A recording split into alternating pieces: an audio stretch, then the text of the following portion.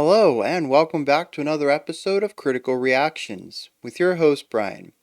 We're going to start off today with a band that's been trying to get me to check out their music for a very long time, and I'm glad to finally have gotten to them in the list.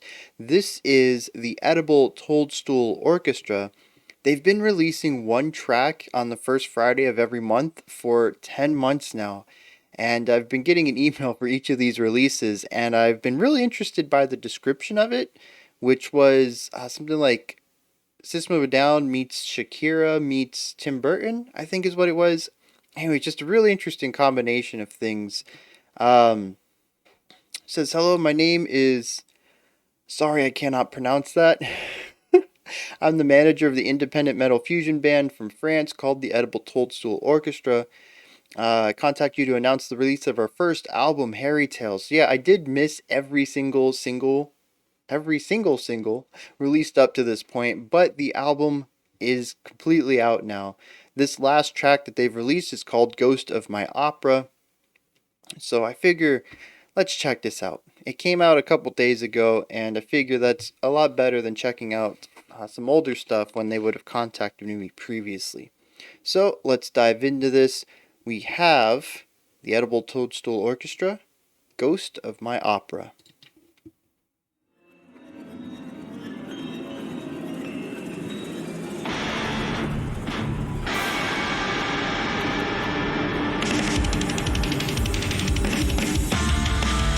Really nice drum fill right there.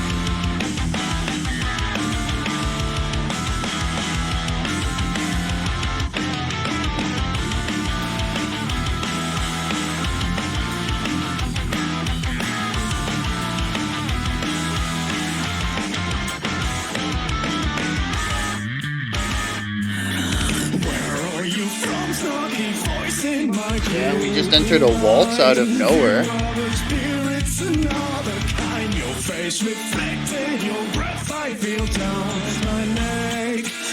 And we have this heavy emphasis on the first beats. I love that counterpoint. The centered vocals, the right guitar, harmonies, other harmonies.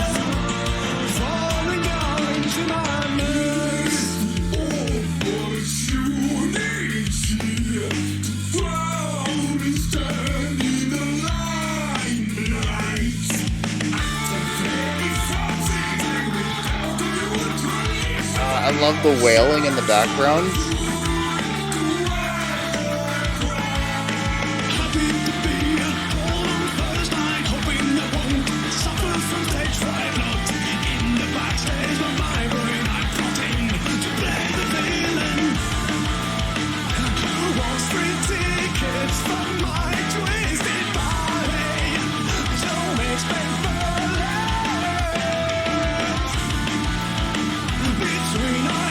Yeah, really strong groove right here, driving the song forward.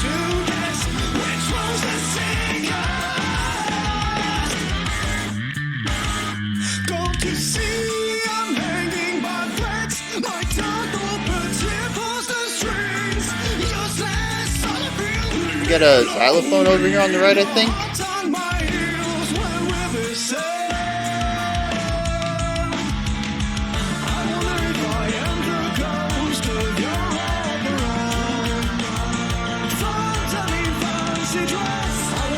You know, it reminds me a lot of Bear Ghost a lot, which is fantastic praise.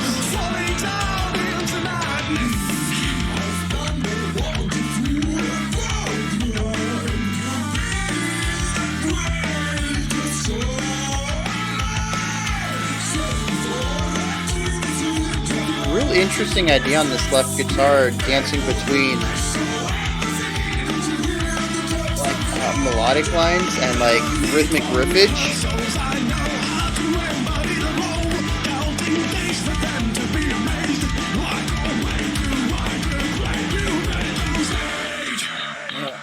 That back and forth on the vocals.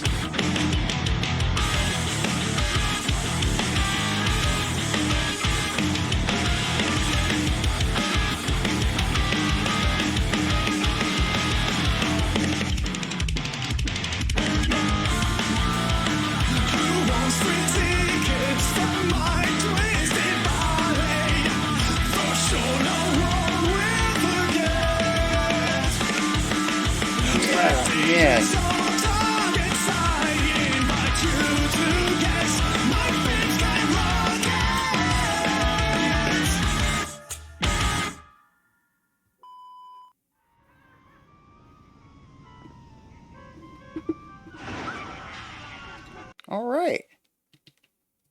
Yeah, that was interesting. Really cool ideas in there too.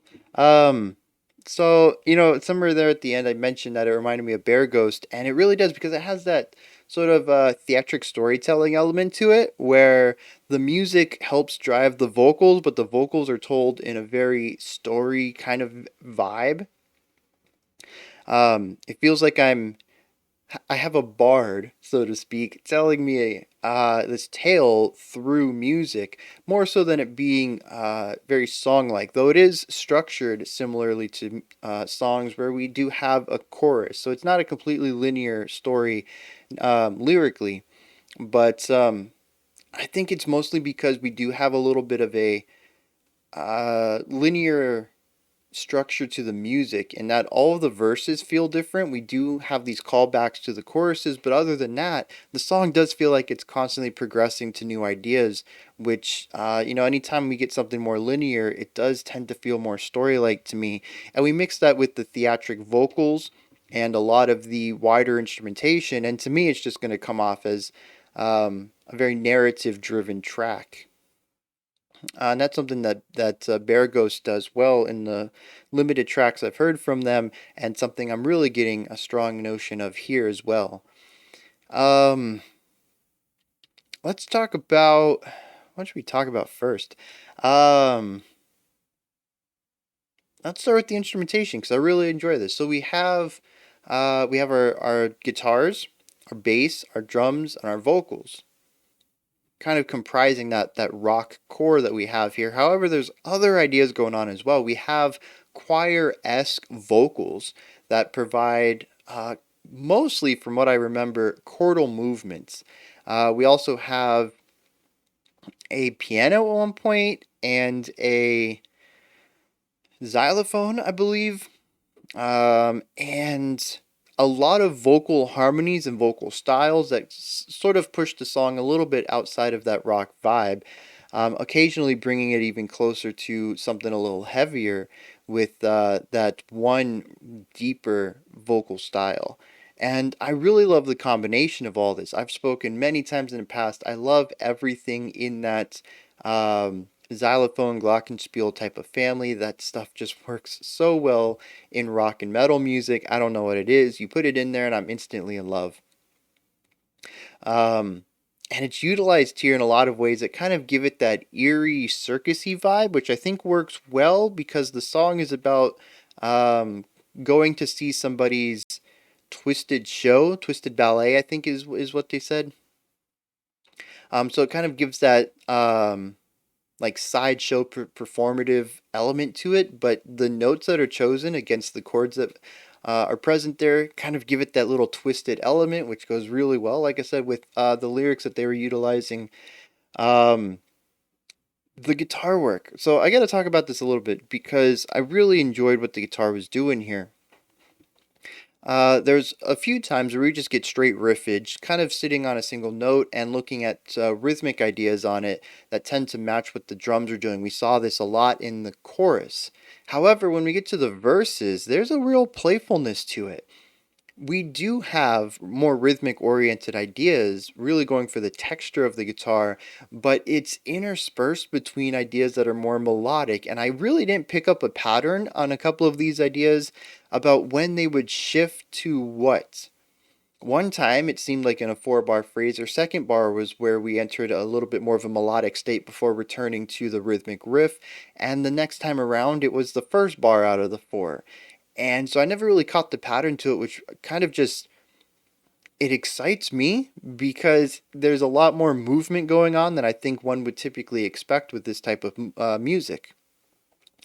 And that's always something really cool because at least for me, that's something that I put down on a list, like something I need to check out next time I listen to them. What's going on in this section? What kind of pattern are we looking at? And I love little moments like that where if you're not really paying attention to it, it just kind of works. You don't really notice anything is different or off or changing about it. But if you are paying attention, you're like, oh, something's going on here, and it gives you a little puzzle to figure out on a second or third listen. Those little moments, I think, are some of my favorite when I check out music because they toe that line between listenability and, well, I guess a better way to word this would be it toes the line between casual and critical listening. In that a casual listener can just enjoy what's going on, and a critical listener has something to chew on. And it's a really tough line to walk, to not be too technical that the casual listener is going to have a difficult time jamming along with it, or too simple that a critical listener isn't going to have anything to ruminate about. It is a very fine line there in the middle. I think they walked it fantastically there, and in a couple other sections where they also did this little dance between rhythmic and melodic ideas. The vocal work here is really great. I love the electric vocals that we hear throughout most of it, the core voice of our vocalist. There's something very, what's that? It's not addictive, it's enthralling. There's something very enthralling about the vocal delivery, but there's also something very electric about it. There's this intensity and drive and forward momentum to it that I think keeps me hooked. I want to continue to listen to what the vocalist is doing, where they're going to take me on this story, because I just really enjoy the way the vocals are. And the vocalist doesn't just stop there, though. They also include other vocal styles. We get some that are a little higher, we get some that are a little lower. We get these really nice, wide open vocalizations for backgrounds or side grounds sounds that go alongside what our primary vocalist is doing center channel. It's just a very great use of it that, like I had mentioned, kind of adds to that whole theatric vibe because in several sections it almost feels like there is a choir going on. Um, you know, I guess not too many modern plays have this, but a lot of older plays have the choir section. They're sort of the narrator for the play or the musical. And that's kind of what it feels like here in a couple of sections where you have these little whispers or oohs and ahs that kind of surround everything. They almost feel a bit more omnipotent than our main vocalist does. And I really love that vibe. I don't think that there's any words coming out of these auxiliary vocal lines, secondary vocal lines. I think it is all vocalization, but just the way that it's produced and placed against our main vocals, it to me it just feels a little bit more omniscient, where they kind of are this narrator choir vibe, even if we, the audience, aren't getting any extra narrative information through them. The drumming, really great. It starts off with this sick drum fill, and the drumming just continues to be real solid, sitting in the pocket. There isn't a lot of flourishy moments that I would, say, oh, that was just, bonkers crazy. The drums are just very consistent, very precise, very, like I said, in the pocket. And that's definitely nothing to discount about a drummer. They know when to drop a nice fill, but for the most part, they're really there to hammer home rhythms and feels and to keep that time signature down.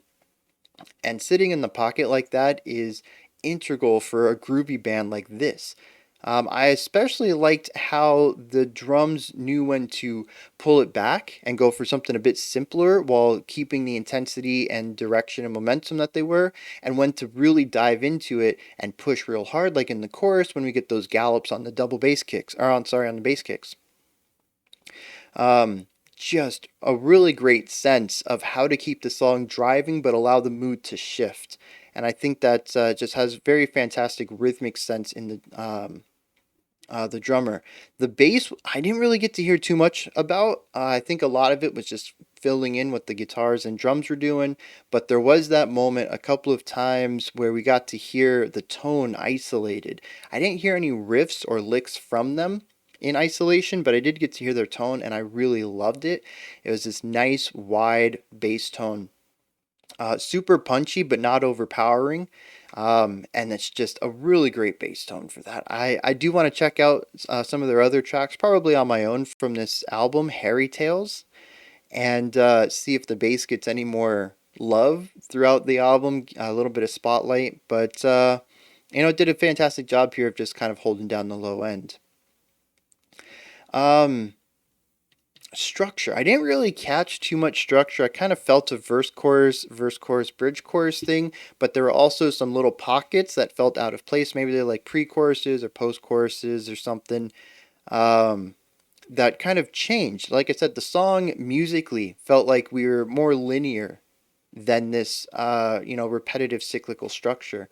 So I do really appreciate that, at least to my ears, the verses sounded different. The bridge had a different vibe to it. It really is only the chorus that feels like a repetition. In that case, it kind of feels like returning home on a journey where we can go from A to B, and then we reminisce about something that centers the song, and then we can go from B to C, and then center the song, and then C to D, and center the song.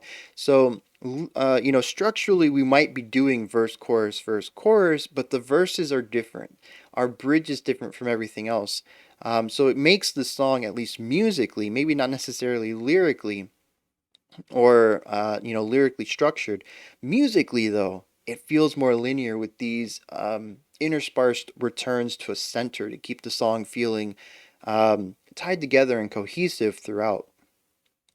But that is something I would need to check into on a second listen, is to kind of figure out where these little micro sections go. Like I said, I kind of think that they might be pre and post choruses, and then also to kind of view specifically where the verses are and compare and contrast them to see just how different they are. It could honestly just be a mood thing, where the first one was lacking drive and the second one brought the drive in, but musically, a lot of the instruments were doing the same thing. It's just tonally they were different. That's definitely something that could have happened. Like I said, things to pick up on a second listen. I think the final thing I want to talk about real quick is the production. It slowly started to work for me. By the end of the song, it really wasn't that big of a deal. However, when the track opened, right after we got out of our intro, our atmospheric intro, and the band came in full, and right before we went into our opening verse, it felt lacking, and I'm not sure why. I think a little bit of it was compression. It also kind of felt like it was just missing. Okay, so I don't know how to explain that I felt this, but there is a high end, there is a treble area to this track, there is a bassy area to the track, but it felt like the sound sphere was set up to be this big, and the song only consumed this much, and it felt kind of hollow because I could hear extra space that wasn't being utilized.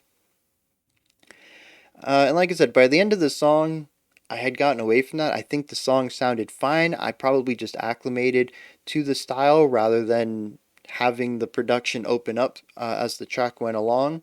But I do want to point out that once we got out of that opening section, I think it was our second verse, when the xylophone came in and we got our left vocals and we got the choir panning throughout the back. Um, this part really started to feel a bit more full. It was more rich. And I don't know if that had anything to do with the production. I don't know if it's just because our instruments were separated out. That first riff that came in, everything was hyper compressed and pretty much overlaying. Our bass, our guitar, our drums were all kind of doing the same idea. And maybe it was just this expansion of instrumentation as well as musical tools, right? Instead of everybody doing one thing, everybody kind of has their own role to play now, and maybe that made it feel a bit larger by the end of the track. I don't know. But when that first riff came in, I did feel a bit underwhelmed production wise. And I just had to bring that up because, like I said, I acclimated as the song went on, but it was certainly my first impression was, this is lacking the oomph. I don't know what that oomph is. I really don't know how to fix it or what kind of criticism to provide for that. But that was my first impression of the song, was that it's lacking oomph. Which kind of reminds me of this other thing I want to talk about. I'm glad I was reminded of this. Counterpoint. There is one section, I think it was right before our first chorus, where we had our vocals centered. We had a right guitar playing a melody that was different than our our center vocals. Then we also had a left melody coming from a vocal.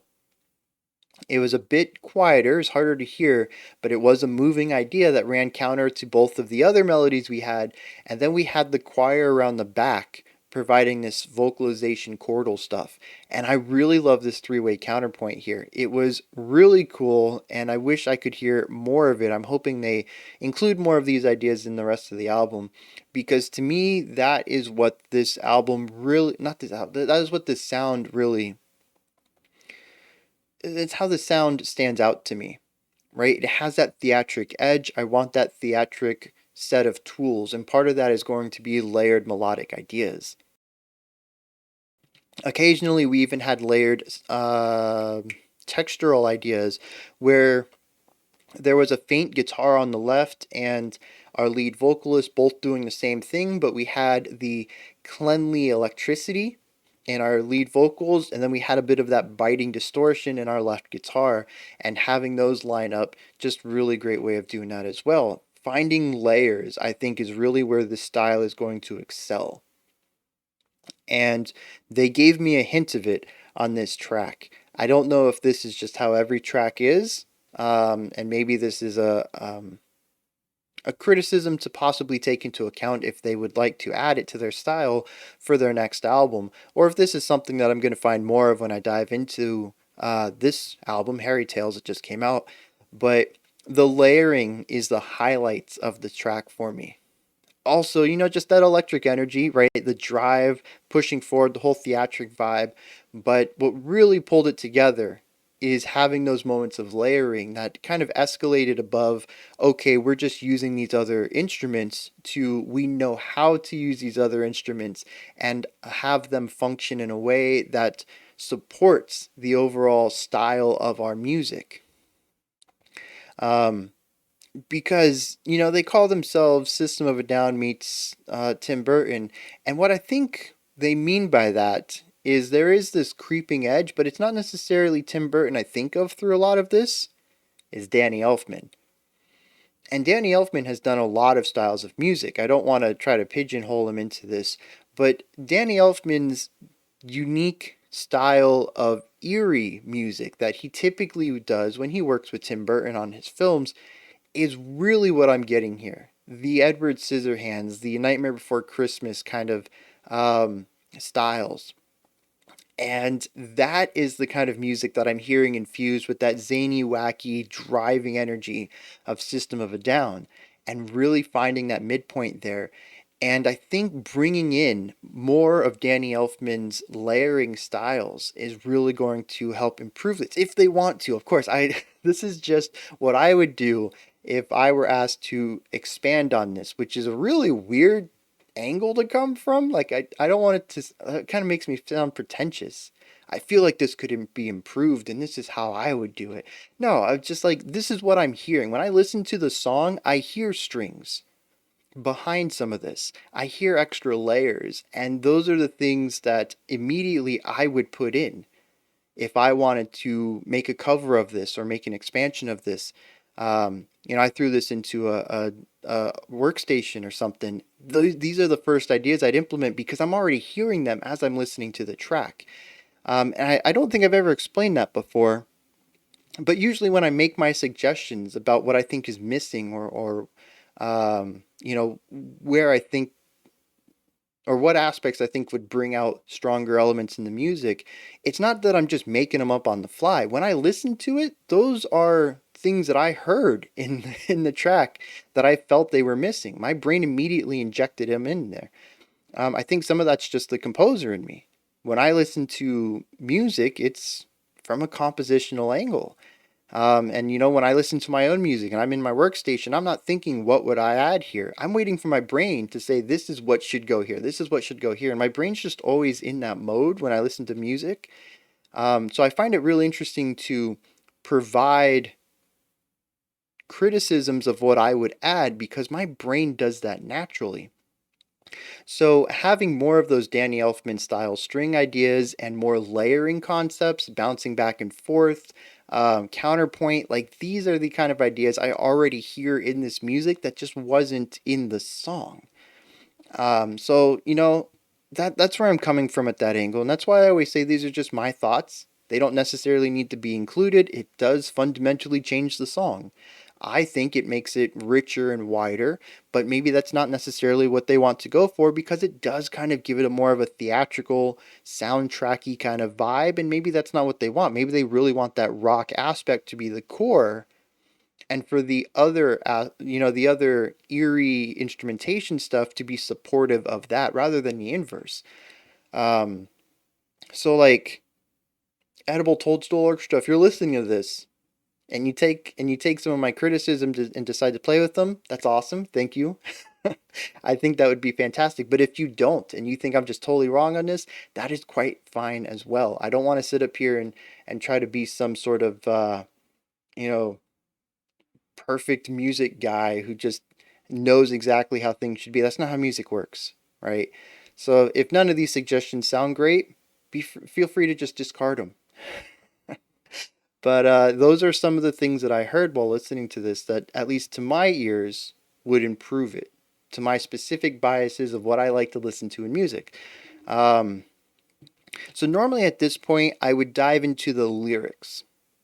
However, try as I might, I could not find the lyrics anywhere except for in the music video. And I mean, I suppose we can do this, right? I'll just mute this and we'll try to get through this in a way. All right, we'll do it this way. It's a little unorthodox, and it's gonna take some time to buffer. That's weird. All right, here we go. Oh wait, that's right. So they put the lyrics. Let me pull this up real quick. The lyrics were not in like a written order.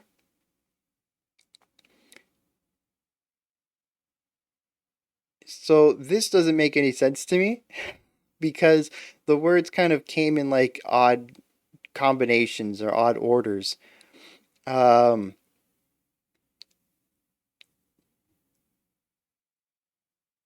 so I don't know what this says. And like I said, there's no other place that the lyrics are listed other than their website, which, because this is so new, I'm going to assume it's not up there. The other 9 tracks lyrics are up there.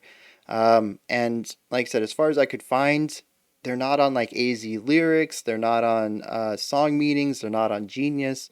So unfortunately, I'm going to just have to skip the lyrical aspect here. But like I said, the few lines I picked up on, there's this person who wants to be somebody in a show.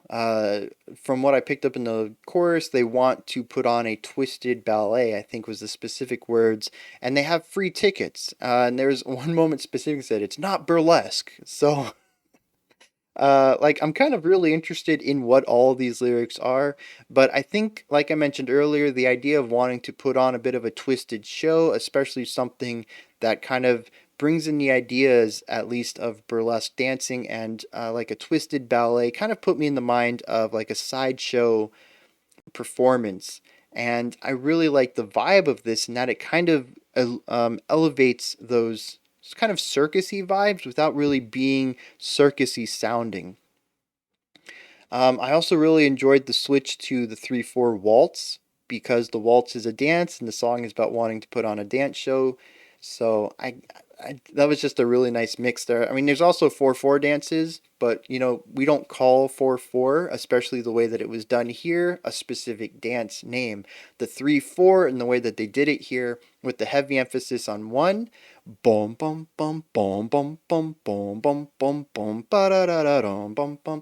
That's the waltz, right? It's a type of music named adjacent to. I don't know which one came first, but it's named adjacent to a style of music that is, or a style of dance that is done to this specific beat.